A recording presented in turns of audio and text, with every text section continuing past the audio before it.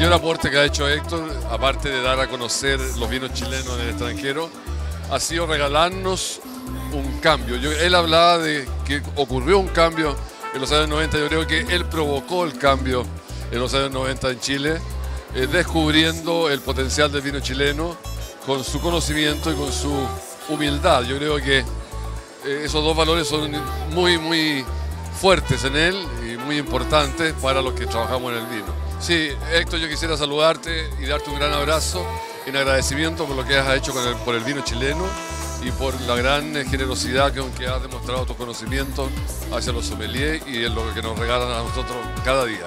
Muchas gracias por tu gran valor. Gracias.